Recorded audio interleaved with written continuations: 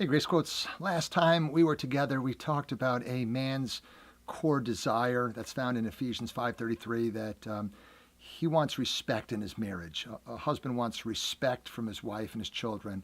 And it says in Ephesians 5:33 that a woman's core desire is that she wants love.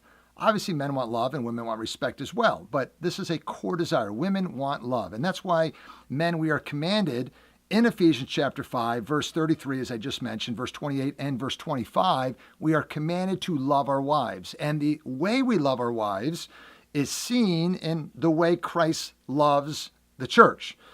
Christ loved the church and loves the church in a sacrificial way. Men, we are to sacrifice to meet our wife's needs. Christ loves the church in a purifying way. He is washing her with the water of the word. We should also be loving our wives in such a way that because of us, she is becoming more godly.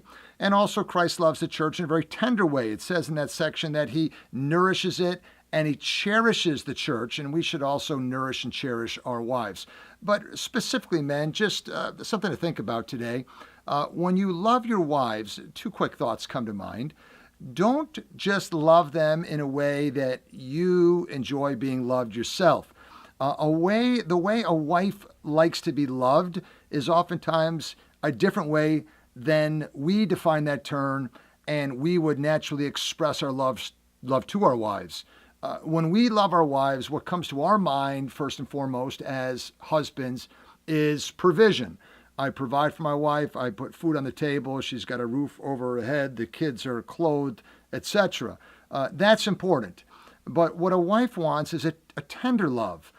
She wants a love that touches her, a love that makes her feel special, a love that puts her needs above your own, that is willing to listen to her and value her and cherish her. That's how a wife wants to be loved. So we need to be loving our wives in that nurturing, tender, cherishing, emotional, sentimental type as well, not just the material ways.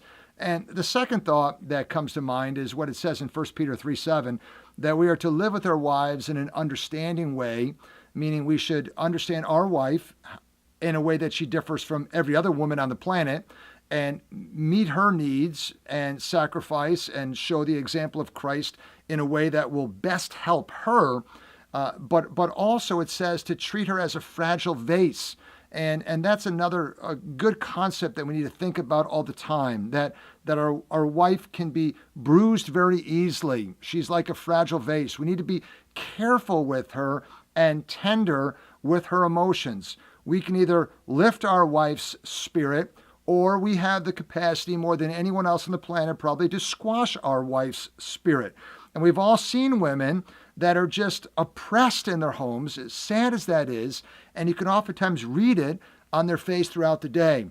A woman's self-image is often determined by what she thinks her husband thinks of her.